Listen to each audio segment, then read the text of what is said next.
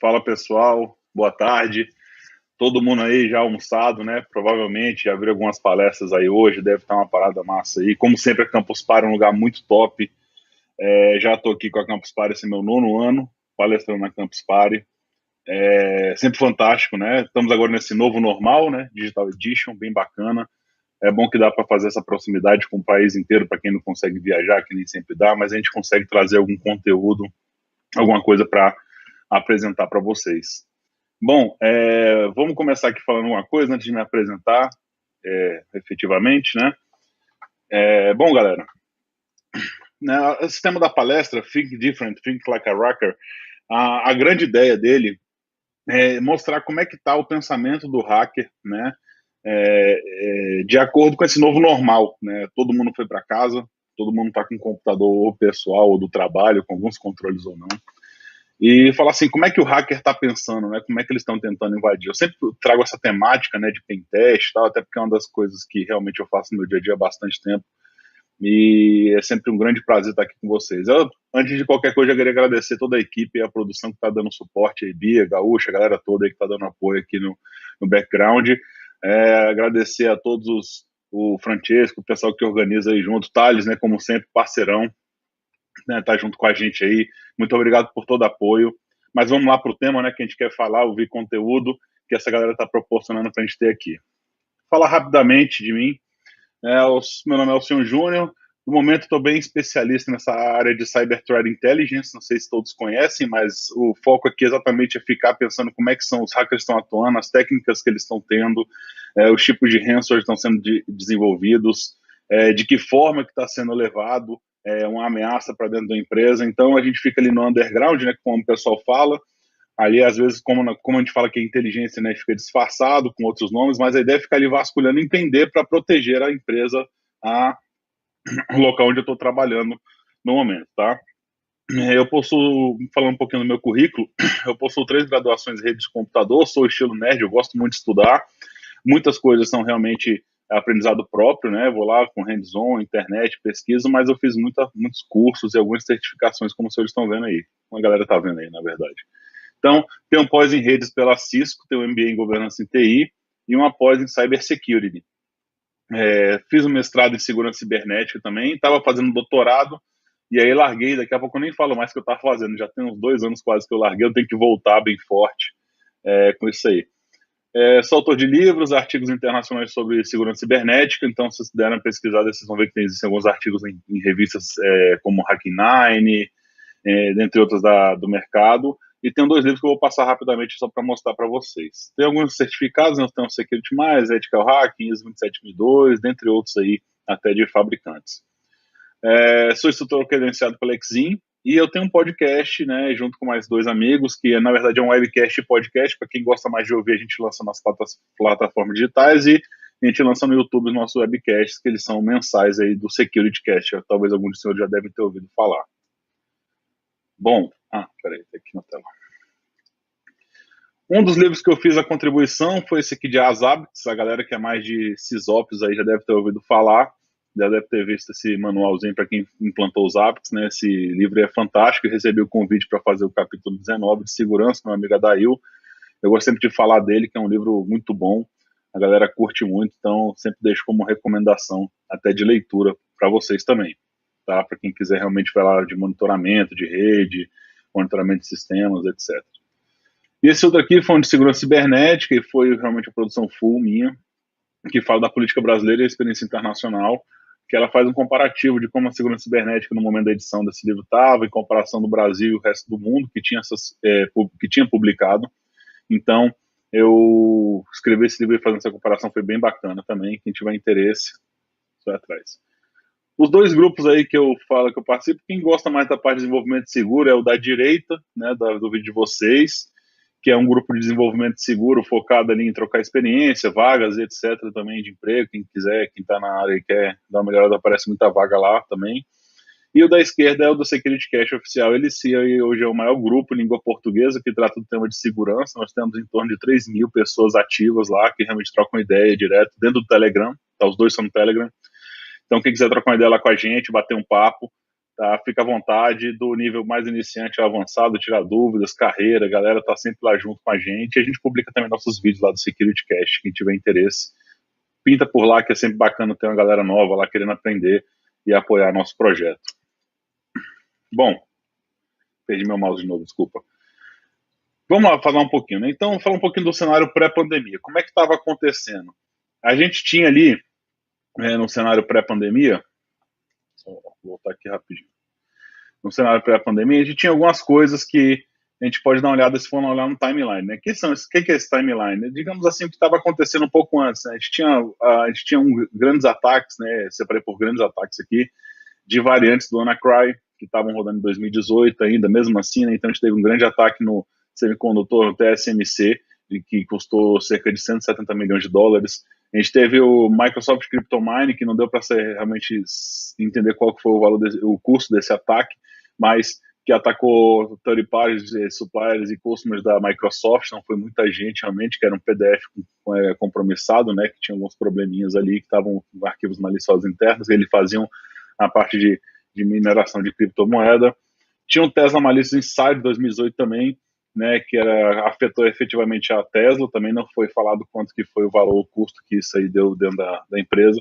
Então você vê que independente aqui, que vou continuar, né, tem Apple, etc., independente da empresa, grandes empresas vocês vão ver aqui, né, vários tipos, vocês vão ver ransomware, cryptomining, arquivos maliciosos, falando de novo de o Notepad, que era um destroyer, né, o wiper, ele apagava as coisas, os arquivos e os dados que tinham lá dentro, Trojan, data breach.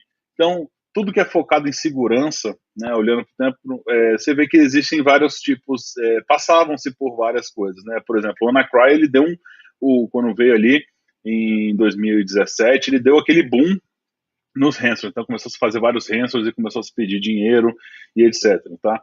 Então a gente tem que entender que num cenário quando a gente fala de inteligência ali nessa parte de ameaças, esse cenário eles são por localidades. Por exemplo, o Brasil, não sei se a gente pode falar isso com orgulho, né, mas a gente exporta muito ransomware, que são excelentes e muitas explorações de vulnerabilidades em cima de de rede bancária. Por quê? É a índole do hacker aqui no Brasil, é tentar a busca do dinheiro. Então ele tentou no seu celular, e por isso nós temos o sistema financeiro mais seguro do mundo, né? Porque tem que se proteger contra isso. Nossos bancos ele tem padrões de segurança realmente acima do comum comparado mundialmente, tá? E dado isso, né, se você olhar a tendência de hoje, né, falar um pouquinho de hoje, hoje nós temos hackers que estão desenvolvendo trojan bancários para a Europa, trojan bancários para os Estados Unidos, porque nós temos essa expertise, né, que está sendo exportada aí, digamos assim, de cybercriminosos, tá? Eu não gosto de falar de hacker, porque a gente falar um pouquinho do conceito de hacker, todo mundo já deve ter ouvido, mas isso vem lá da época do Stallman, que hacker vinha realmente, que foi quando deu o nome, né, que era do Richard Stallman, que eram pessoas, seja nerds, que tinham, né, nós nerds, que tínhamos vontade de efetivamente ir lá e descobrir como vai passar um controle, tentar melhorar alguma coisa. Então, nerd é aquele cara que está em busca sempre de conhecimento para implantar, melhorar ou tentar fazer uma coisa melhor, né? Então, o cara chegou lá, tinha um sistema operacional na época que era o Windows, e dentro desse Windows aí que tinha lá no sistema operacional dele, ele tinha alguns controles e não queria pagar pelo software, né? Na verdade o Unix, né? Não queria pagar pelo software para trabalhar na universidade. Então eles foram lá e desenvolveram um software do zero, ou seja, veio o Linux, né? Então, GNU Linux. Então, e tem a história dele que eu não vou passar por aqui, mas a maioria do pessoal sabe, quiser dar uma pesquisada lá, que é uma história bem bacana. Então, são desse meio que vê a galera do hacker, né? Então, um cara curioso. Então, eu me intitulo hacker não porque eu invado sistemas, etc. Não é nada disso. É porque eu tenho curiosidade, eu descubro como funciona, eu sei replicar um ataque, etc. Mas aí tira aquele estigma, né, do hacker. O cara fala, eu sou hacker, né, invado tudo. Não é bem isso. Então, falar de cybercriminosos porque eu prefiro esse nome, né? Porque é o cara que tem um conhecimento, ou não, às vezes só pega um códigozinho pronto lá e faz. Mas isso aí. Então, esse é o cenário pré-pandemia, digamos assim, né? Alguns anos antes da pandemia, esse aqui eram as metodologias de ataque, os tipos de ataque, são os focos de ataque, eram grandes empresas, pequenas empresas, né? Aí tem Apple, etc. Então, todo mundo tinha esse tipo de afeto, e você vê os valores são gigantescos, tá? Quando a gente começa a olhar aqui já o cenário, a gente tem um grande problema que quando é por exemplo, a gente fala na área de segurança, porque a área de segurança a gente estava ali trabalhando já com dificuldade, né? Então você vê ali o cara ali trabalhando com dificuldade, tendo que consertar a data breach feito por desenvolvedores, nada contra desenvolvedores, tá? Até que eu trato muito do tema de AppSec também, mas a gente tem que trabalhar, e ao mesmo tempo que está ali, a galera também se serve muito para desenvolvimento em geral, quando você está resolvendo uma coisa, né, em produção, código rodando, você pega uma vulnerabilidade, tem que resolver outra, você pega um bug no código, tem que resolver outro, e a gente vai se virando, então é meio que uma brincadeira, mas é uma realidade da nossa vida. E da mesma forma, a gente está ali trocando a roda em movimento, né? Então o carro está andando, a empresa não pode parar e a gente está trocando. E esse aqui foi o cenário que aconteceu na pandemia, tá? Isso aqui foi exatamente o paralelo que eu gosto de fazer com a pandemia. A gente estava cheio de projetos, cheio de entregas, cheio de sistemas, software, cheio de implantação de sistemas de segurança, cheio de implantações de redes e melhoria dentro da rede. E do nada, né? Ou seja, do nada eu falo, quando o pessoal se alertou, em 15, 20 dias, falaram assim pra gente, ó, todo mundo vai para casa porque a gente está com um vírus aí, uma pandemia que está rodando o mundo. E vai todo mundo para casa se cuidar e trabalhar de casa. Se foi um desespero para a galera que trabalha no escritório, imagina a gente que dá esse suporte para a galera toda, né? E imagina a gente já pensando o seguinte, quando a gente falou, quando começou a vir a pandemia, começou o ataque um pouco antes lá na Europa, ataque não, desculpa, começou a preocupação antes na Europa, que foi o epicentro, vocês lembram, né? Janeiro ali, até um pouco antes, mas foi o grande ataque. E aí, em alguns grupos de discussões que eu participo, tinha um cara que era um gerente de segurança também, igual o momento eu sou, e ele comentou assim, pô, vocês previram no seu plano de continuidade, tá ali escrito, se tiver uma pandemia, como a gente vai tratar, porque tem que continuar trabalhando. É exatamente isso, né? Igual um desastre, né? Se o prédio pega fogo, onde é que a empresa vai continuar trabalhando? Isso aí tem que ter esses planos dentro da empresa. E dentro desses planos, falou, vocês contabilizaram pandemia? Ninguém falou de pandemia. E o engraçado foi isso, que eu comecei a preparar alguma coisa, pensando que podia chegar no Brasil. Eu tive ele cerca de mais ou menos 2 meses. Não foi um documento extenso, nem muito preparado, até porque 2 meses, se você preparar um negócio desse, não tinha como, mas a gente conseguiu se preparar de alguma forma, porque eu tinha que comprar ferramentas, deixar tudo preparado para que todo mundo trabalhasse em casa, né? Qual computador que o pessoal vai usar? Vai ser o pessoal, tem software para gestão de data loss prevention, ou seja, para evitar a perda de dados de alguém chegar lá e roubar uma base de dados da empresa e passar para outra pessoa, porque aí você já não tem um controle interno da sua rede, enfim, todos esses problemas que a gente vai acabar passando. E aí veio a pandemia. E quando chegou a pandemia, começou a aparecer alguns números. Esses dados aí, só para vocês terem ciência, do dia 18 de março de 2020, tá? No dia 18 de março de 2020, isso aí foi fatídico para mim, porque aqui em Brasília, sou de Brasília, né? Eu trabalho em Brasília, na empresa que eu estava trabalhando, a gente começou a ir atrás desses dados, a gente levantou que já existiam, no 18 de março, que foi a data limite que a gente foi para casa, ou seja, fechamos as portas, a gente trancou a porta e ficou todo mundo em casa. Eram 2.236 sites já que diziam que era coronavírus, não possuíam certificado SSL. Não significa que eram exatamente maliciosos, mas não tinham SSL, que já é alguma coisa mais crítica, ou seja, era alguma coisa mais rápida, pronta para fazer algum tipo de ataque. Não tinha como já também pesquisar na época. Mas a gente já encontrava eventos, né, com palavras contendo coronavírus, 63.463, a quantidade de eventos que já existia no dia 18 de março, ou seja, realmente no início, né, no start da pandemia. E isso, de certa forma, começou a deixar a gente muito preocupado, porque o que estava acontecendo, né? Tinha um cenário de dificuldade, e começaram a aparecer também os ataques iniciais, e aqui tinha embutido ataques iniciais, tá? Por exemplo, aí o primeiro, que foi um caso que é bem conhecido, que é o caso de John Hopkins, da Universidade de John Hopkins, ela mostrou o seguinte, tinha um dashboard, esse dashboard era para mostrar onde é que estavam tendo os epicentros aqui de casos de coronavírus, já foi o primeiro sharing de casos ali, estou falando ainda de 18 de março, tá, pessoal? Então o pessoal já começou a estudar e mostrar, né? Então você vê uma quantidade de pessoas mortas aqui nesse caso, né? Onde que tinha Itália, Irã, era onde estavam começando a aparecer aqui no Brasil. Então você viu que China, que era o maior caso, Itália tinha esse número de casos aqui, com casos confirmados, tá? De mortes seriam aqui. Então a gente já tinha esse detalhe aqui, essa informação. Só que o que fizeram? Os hackers viram isso aqui e criaram um vírus, né? Que tinha um chamado até de Coronavirus Infection Kit, né? Digital Coronavirus Infection Kit, que mandava para o e-mail por spam para a galera, né? E aí o pessoal tinha que acessar e era um arquivo executável, não era exatamente o site de John Hopkins. Foi tão fatídico que o próprio gerente do hospital, ele foi a público falar, não, não é um dashboard e tal, isso aí realmente foi um caso bem... E a galera vendia por $700, você podia comprar, eu quero comprar meu ransomware, né, como serviço, você comprava o ransomware, mandava e fazia esses ataques, e muita gente clicava nesses XS, e foi um caso inicial que aconteceu aí, o coronavírus. Tem um segundo caso que foi focado mais nos hospitais, e esses casos dos hospitais aí, foi um ransomware que era utilizado para mostrar que tinham hospitais estrangeiros, tá? Com referência que acontecia relatos que era mais da América do Norte, pedindo resgate para liberar o sistema. Então era tecnicamente um ransomware que vem ali dentro, né? Nesse zipzinho aqui tinha um arquivo, um malicioso ransomware, que quando a pessoa executava, você ia criptografando tudo nas máquinas ali. Então, teve o distrito, né, da República do Estado de Illinois, foi atingido por esse ransomware chamado NetWalker, também tinha o nome de Maito. Ele era usado para atacar isso aí, e falava da campanha, né, de tratamento de hospitais, para ter algumas coisas, alguns documentos aí, como vocês estão lendo no próprio e-mail, que falava até do CDC. E o pessoal, os hospitais clicavam, então um grande foco de ataque em hospitais. Para deixar um ponto claro, não sei se os senhores sabem, todo mundo sabe aí, mas ano passado, em outubro, foi esse outubro do ano passado, nós tivemos o primeiro incidente com ransomware que ocasionou a morte de uma pessoa por causa de um ataque de ransomware.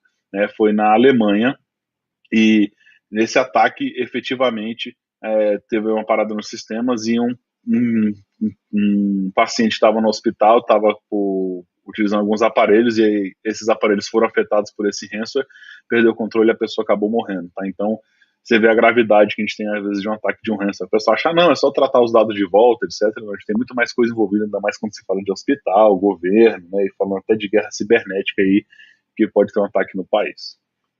Tem um terceiro caso, esse é um caso brasileiro. Um caso foi interessante, né, porque esse malware brasileiro ele vem disfarçado de um vídeo.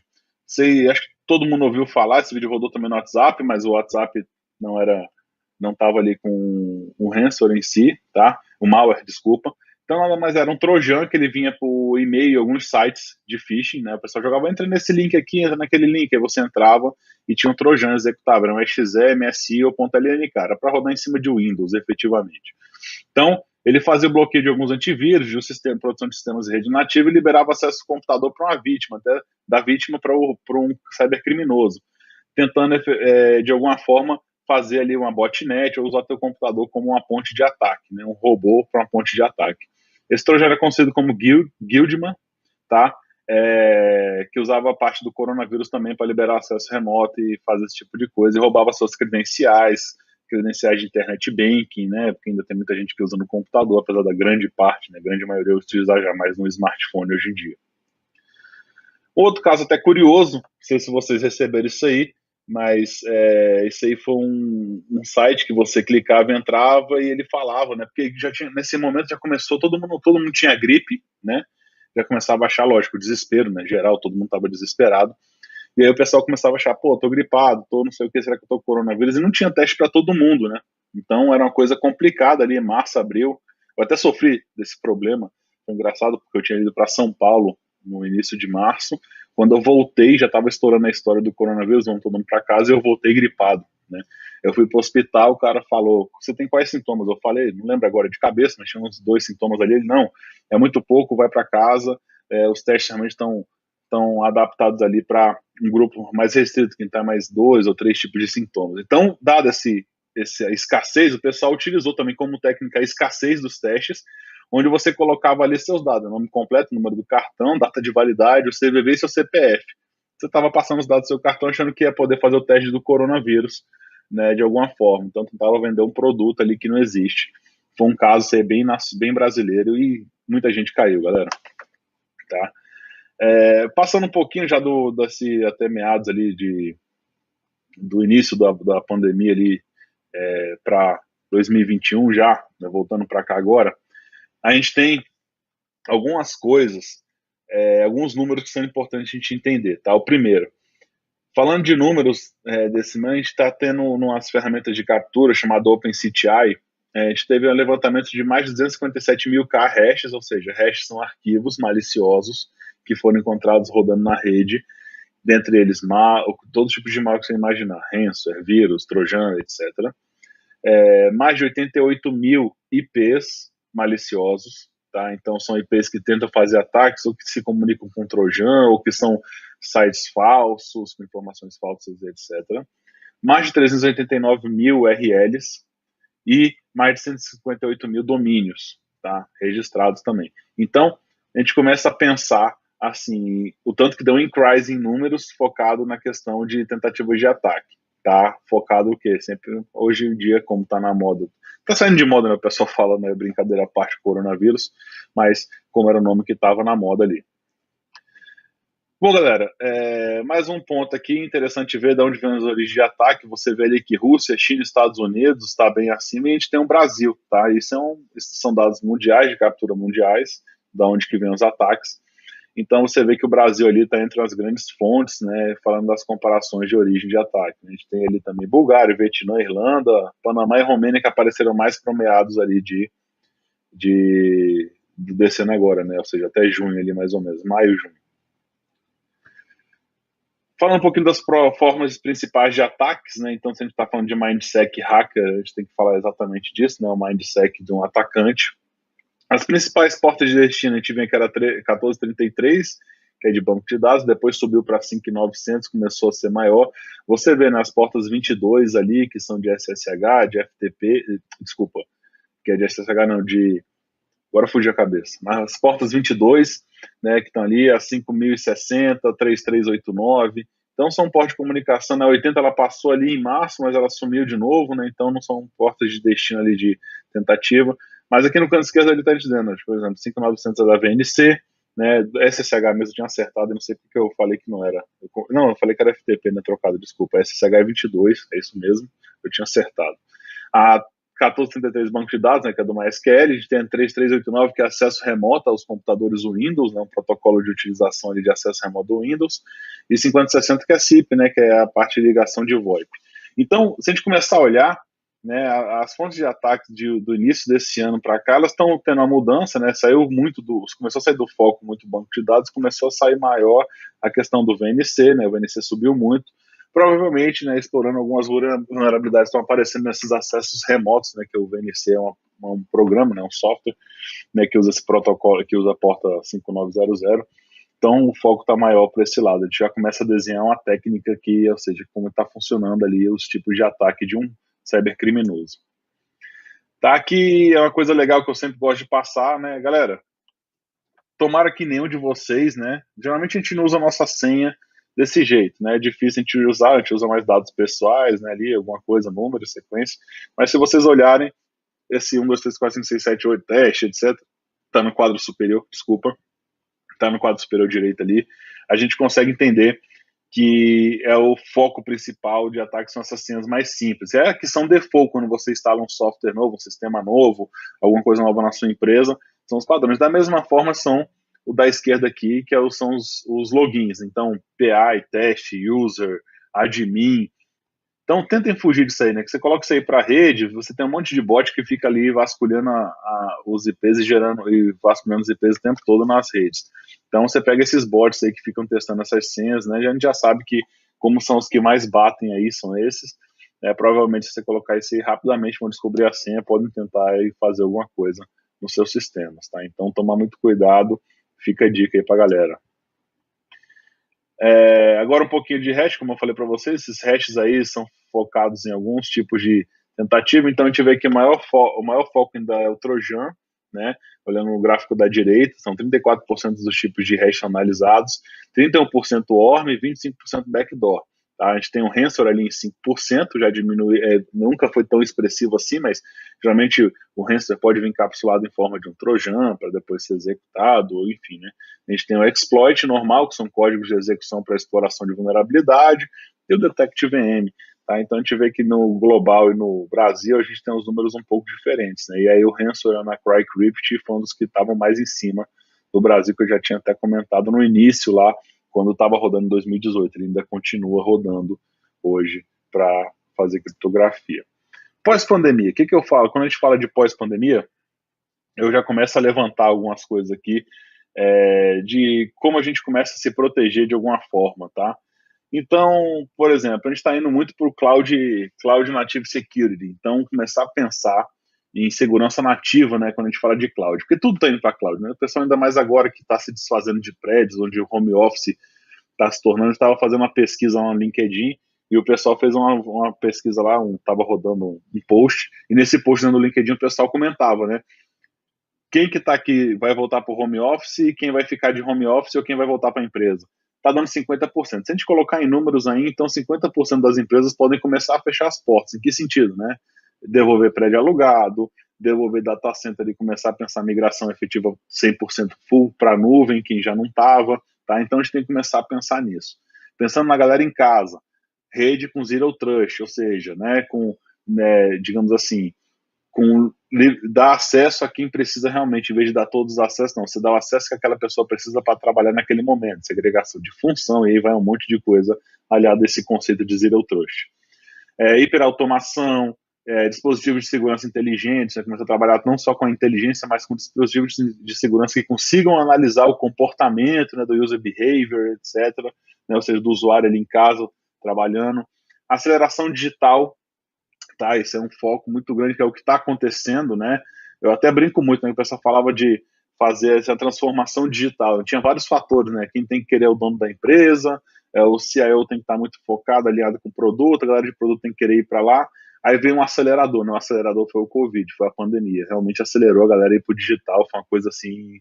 Quem não estava e quem não correu está sofrendo ou está morrendo, né?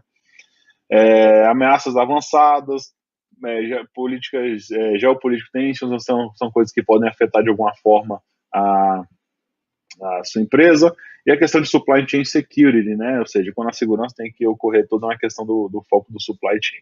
Bom, falando mais um pouquinho agora dessa mitigação dessas ameaças, tá? Primeiro ponto que a gente tem que ver, quando a gente fala de mindset hacker, uma coisa que eu gosto sempre de falar é da questão da metodologia, tá? Então, se você olhar, existe uma pequena diferença entre essas duas, são duas metodologias. Uma metodologia dessas é focada no pentest, ou seja, que é o hacker que conhece, que é contratado pela empresa para apresentar quais são as vulnerabilidades e mandar o reporte para que ela seja ajustada. E existe a segunda metodologia, que é a metodologia de realmente como um hacker trabalha. E essa metodologia, se vocês olharem que eu comentei do antes da pandemia, durante e falando do futuro, elas não mudam. O que muda talvez é o foco de ataque e a motivação para esse ataque. Por exemplo, o Covid virou uma motivação porque você tem um medo ali, tá?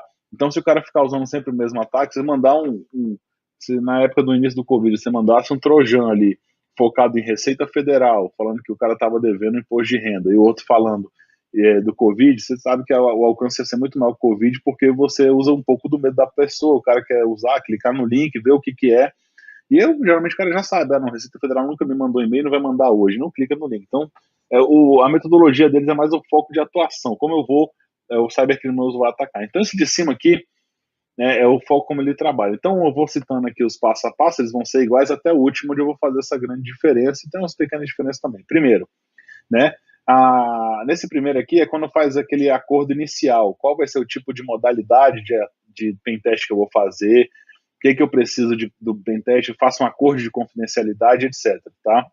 Nesse primeiro momento. E aí eu começo a fazer a coleta de informação. O hacker vai começar a coletar informação por alguma coisa que instigue ele, né? Hacktivismo, ou ele está com raiva da empresa e quer ver o site, ou simplesmente ele rolou um monte de ferramenta automatizada que nessa coleta de informação achou alguma coisa. Aí ele vai modelar a ameaça. Ambos vão fazer a mesma coisa agora. Ele vai ver, por exemplo, o cara usa um Apache em cima de um Ubuntu 10, que tem um monte de vulnerabilidade, um Apache antigo, né, com Nginx talvez antigo, cheio de um 14, por exemplo, que é cheio de vulnerabilidade. E aí ele consegue fazer a execução de código remoto, etc. Então ele vai começar a modelar a ameaça que ele tem para poder trabalhar. E aí ele faz a análise de vulnerabilidade, sabendo dos serviços que existem, sabendo de vulnerabilidades que existem, ele vai ter na mão um prato cheio para poder o quê? Se é explorável ou não, e começar esses testes efetivamente, que é onde? Na exploração de falhas. Então, nessa exploração de falhas, vai ser o momento que ele vai olhar aqui e vai falar, poxa, essa aplicação aqui de qualquer sistema, que é de, sei lá, de passagens, de áreas, etc., eu consigo entrar, eu consigo invadir aqui, e aí dali eu consigo olhar outros servidores que possam ter esse tipo de vulnerabilidade. Eu posso ir para um servidor central do AD, né, onde gerencia todas as credenciais dos usuários, eu posso me colocar como usuário lá dentro, tal. Aí vem um ponto, né, ou seja, explora-se as falhas e descobre o que faz. Num pentest normal, que é o de baixo, eu vou emitir o relatório, ó, explorei a falha, consigo fazer isso, consigo fazer aquilo, tem essas vulnerabilidades. Você cita tudo ali dentro e manda aquela prova de conceito, né, da execução do pentest para aquela pessoa que está recebendo ali o tipo da empresa que está contratando. No hacker não, né, na verdade ele tenta fazer, ver como é que entra, e ele coloca o que a gente chama de pós-exploitation, que é analisar o que tem ali dentro para ver o que ele pode ser valioso para ele e deixar um ponto de acesso. É como se ele fosse lá e fizesse uma cópia ou abrisse uma porta diferente para ele acessar depois, até com um kit de exploit ali para fazer um acesso posterior para que ninguém descubra, porque essa vulnerabilidade ela pode ser corrigida com atualização qualquer ou fechada de alguma forma. E aí ele cria uma porta de entrada para o futuro se ele quiser voltar. Então a gente chama de pós-exploração. Então a grande diferença no final, eu falo, esse negócio do hacker, os dois são hackers, os dois têm essa mentalidade, os dois vão fazer o trabalho da mesma forma. Só que um vai entregar um relatório para ganhar dinheiro, né, ou com a carteira assinada ou com um contrato, o outro vai ganhar dinheiro vendendo informação, sendo um criminoso. Essa que é a grande diferença desse mindset. Então, para isso, a gente tem que pensar o quê, né, para fazer essa mitigação?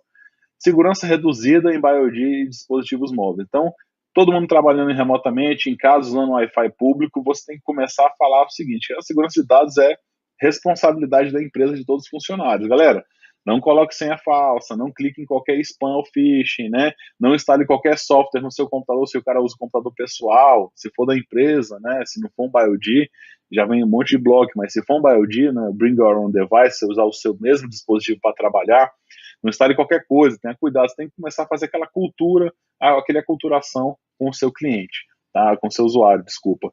Então é aquele momento que você vai começar a mostrar para ele, eu preciso disso, preciso daquilo, tenha cuidado, etc. Beleza?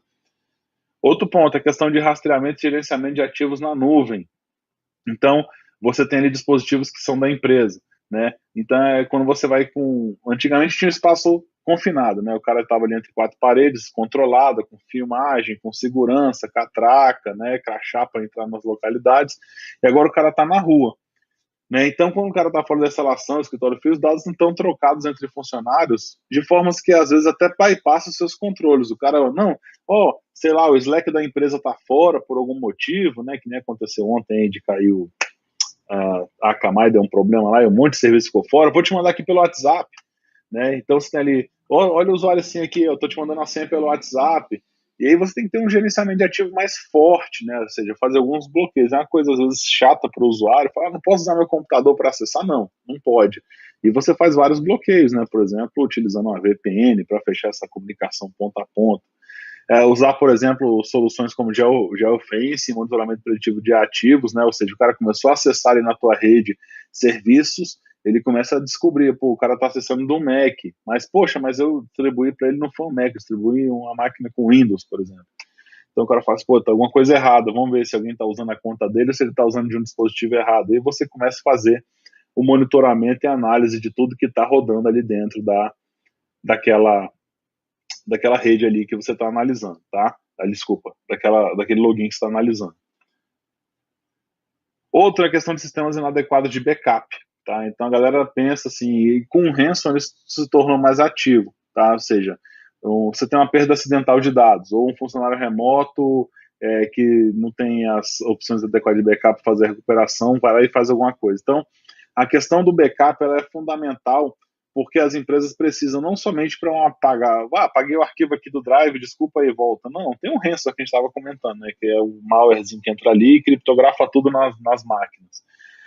Muitas empresas recuperam backup assim, tá? Quando tem esse problema, né? Mas o único problema é a velocidade, porque quando você criptografa, não sei, vários teras de sistemas e servidores, para você voltar não é só chegar lá, né? Você tem um backup em disco ou em fita, isso demora um certo tempo e as empresas ficam fora. Visto o caso do STJ lá que aconteceu isso, eles foram restaurar os backups, demorou quase uma semana, né? Um ataque rápido que demorou uma semana, né, para se adequar e voltar ao funcionamento efetivamente normal. E talvez nem tenha se ficado 100% normal, né? Tiveram alguns problemas, pode ter se perdido dados, etc.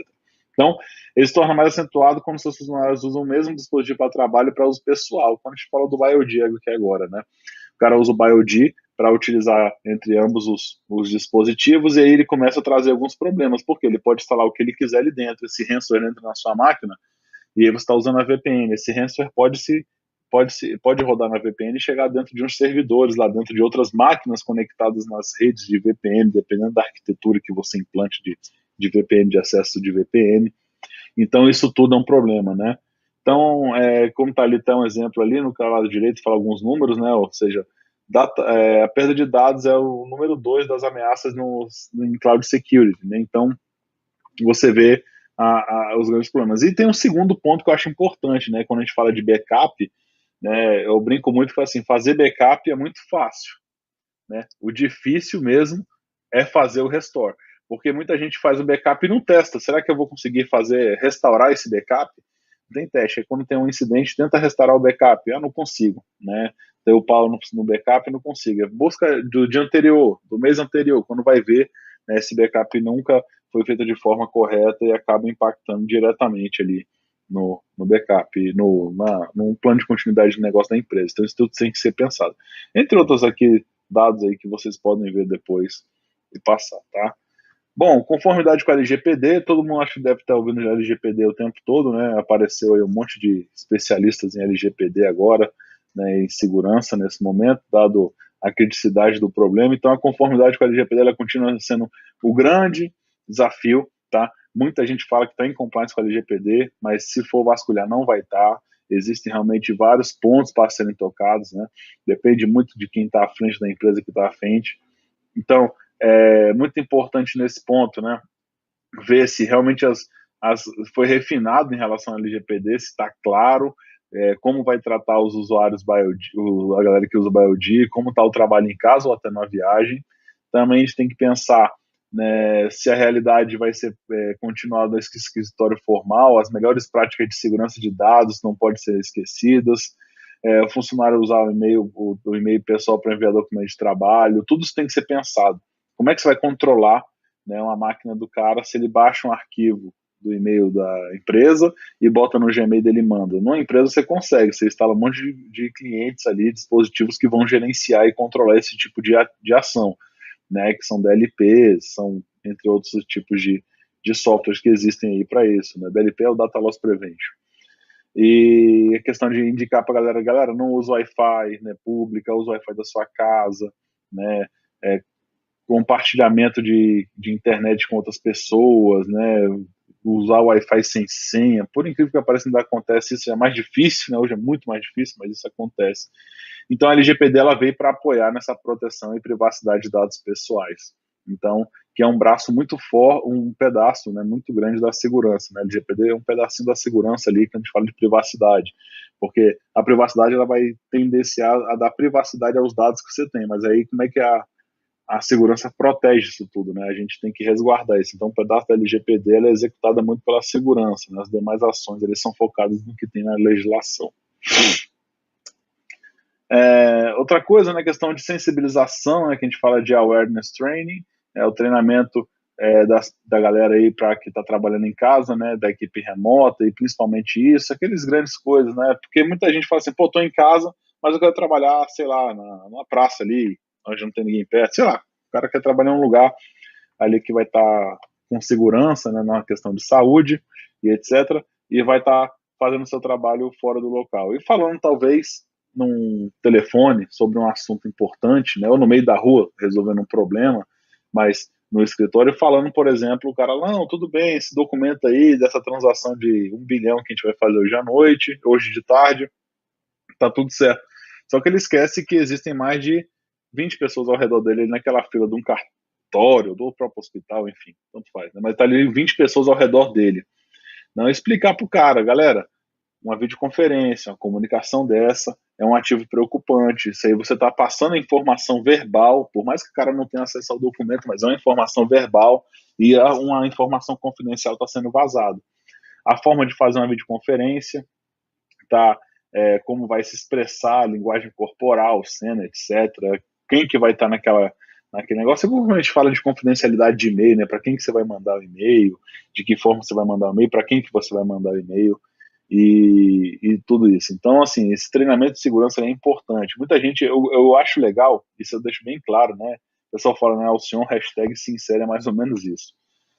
A pessoa fala assim, a culpa é do usuário, o usuário sempre faz merda, né? A gente ouve falar isso, desculpa até a palavra, mas sempre faz besteira.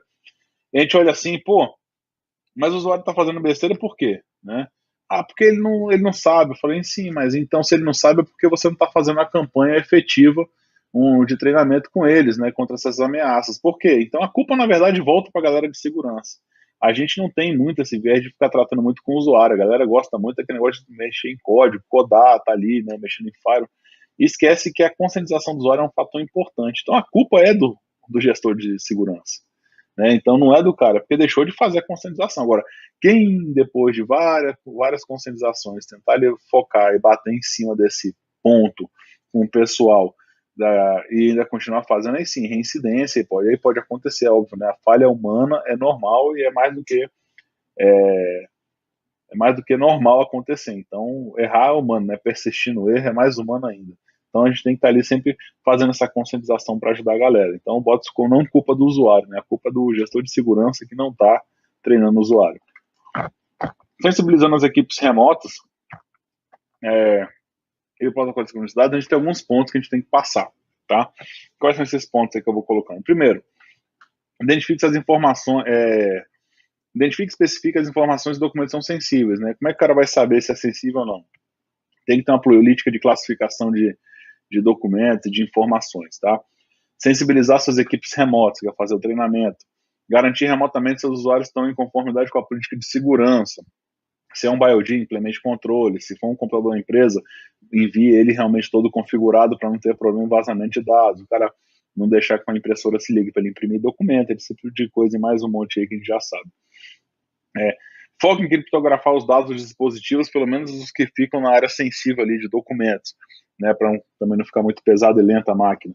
Então deixa criptografado, porque se esse computador for roubado, já que não está naquela proteção toda da empresa, se o cara arrancar o HD e colocar no outro computador levantar, se não tiver criptografado, o cara vai ter acesso, por mais que ele não tenha usuário sendo doente. Se você arrancar esse HD da sua máquina aí, sem criptografia e plugar em outro, você abre lá e lista os arquivos. Então, é importante criptografar pelo menos a parte do disco que trata de documentos ali que o usuário vai tratar do dia a dia. Em segurança, dinheiro é sempre importante, tem que ter, tá? E designar o dispositivo TI dos funcionários e protegê-los com software de antivírus. Aí se bota de point protection, o nome que for, né? Mas controle de segurança e etc. Tá? Não somente um antivírus básico, isso aí não vai resolver tudo que você precisa. E o mais importante é o seguinte, né? Agora que a gente tem aquela frase de Santizu, que não, por acaso eu não coloquei nessa palestra, mas é sempre bom, importante colocar, a gente está ali em cima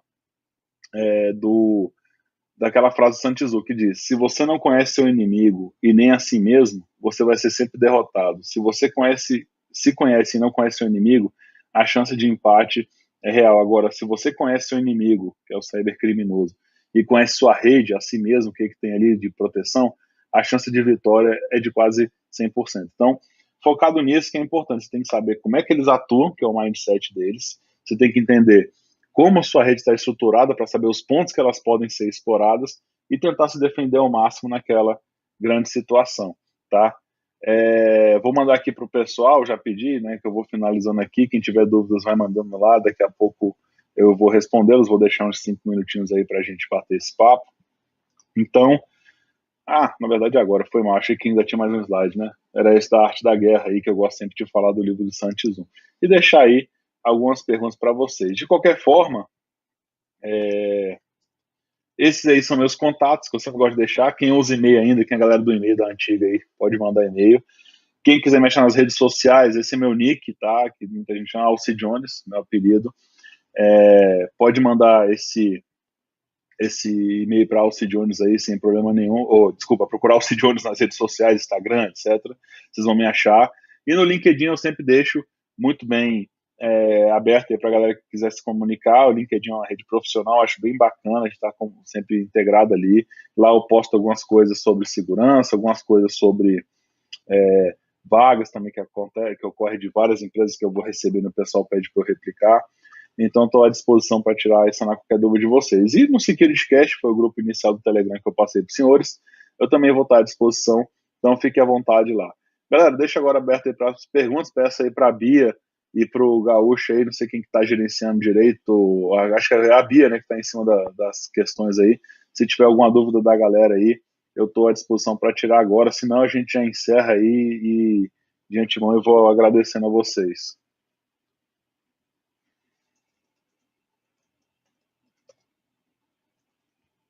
Vou,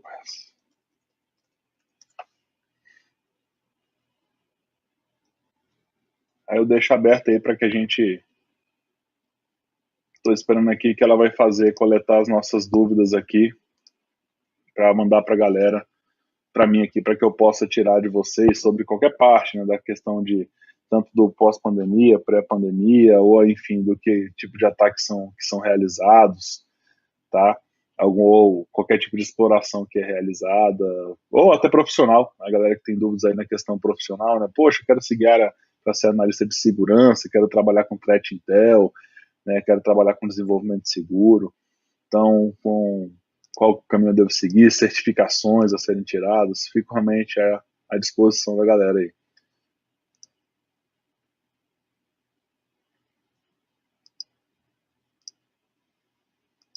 Vou dar aquela musiquinha de espera, né?